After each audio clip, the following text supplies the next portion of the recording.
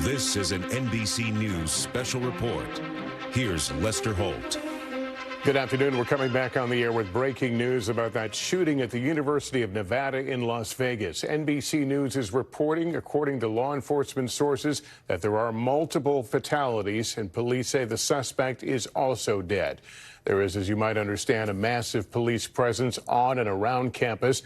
There is even a ground stop in place at the airport, which is virtually next door now. The university, with an enrollment of about 30,000 students, has closed for the rest of the day. Las Vegas Metro PD holding a news conference with new information. It just got underway.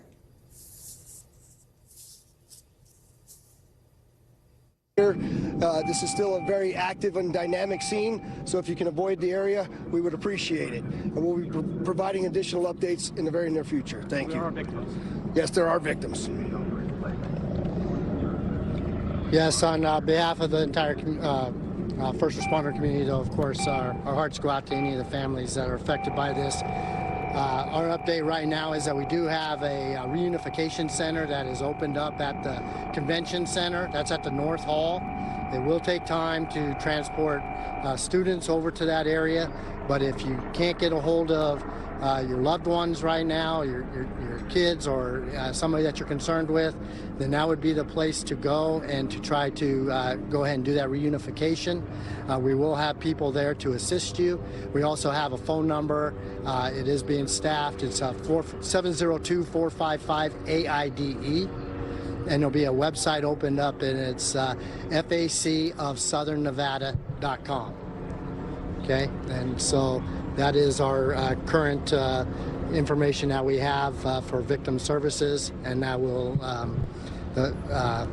change also as or be updated as necessary. But we will have those resources there. Understand when you call that number or you check the website, the information right now will still be limited, and there won't be any specific information as far as individuals that have been injured or deceased. Sheriff, what's happening on the campus now? I see people leaving.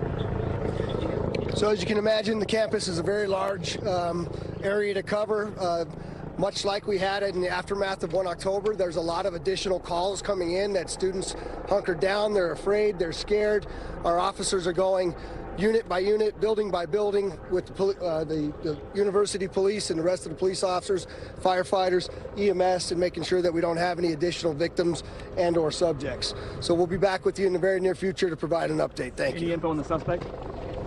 Sheriff, I have an update as well. I'm sorry, on that website. That's going to be facofsouthernnevada.org. I believe I said .com. That is .org.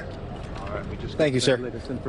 All right, so we just got the latest information on the situation here. All right, we've been dipping into that news conference there in Las Vegas. Let's get right to NBC investigative correspondent Tom Winter, who's tracking developments. Tom, we heard the sheriff say there are victims. What more do we know beyond that? Right, Lester. So we know from the Las Vegas Police Department posting on social media some time ago now that the suspected shooter in this incident has been found deceased. Then on top of that, we've been told by multiple senior law enforcement officials that there are perhaps 1 to 2 others that are not involved, or not the shooters of this incident, rather, that are also deceased. The numbers are very fluid right now, as you can imagine, as we just saw. This is a very dynamic scene with a lot of law enforcement arriving on scene to help clear these buildings. So the specific numbers are a little bit in doubt. And of course, knowing that these are students, their parents are probably watching, we want to be cautious as far as what we know so far. But we do know that multiple people have been shot.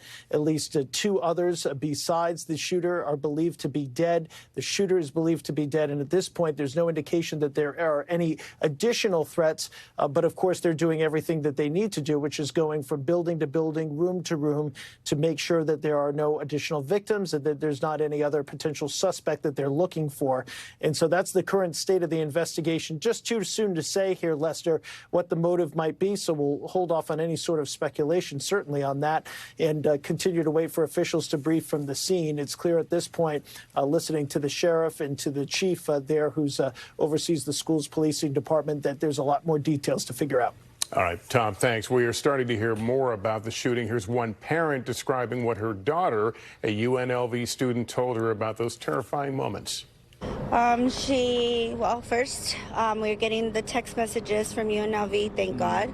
And then I ran out of work. I came over here. She wasn't answering. Her phone was going straight to voicemail.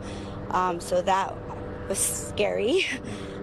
We came out here, and then she finally called and texted and says that they're in a dorm. She was crying. She was hysterical, saying she heard the gunshots, she heard the screaming, and they're putting her in a dorm. And now they've moved her, you said? And they moved her again right now in a room with all the lights off, and they don't know what's happening. Carmen Best is a retired Seattle police chief and joins me. Thank you for being with us. I want to get your sense of the suspect apparently is deceased, as they say. So it would be probably likely they'll have an ID on the person soon. Would that be the next crime scene, the next place that officers would want to go?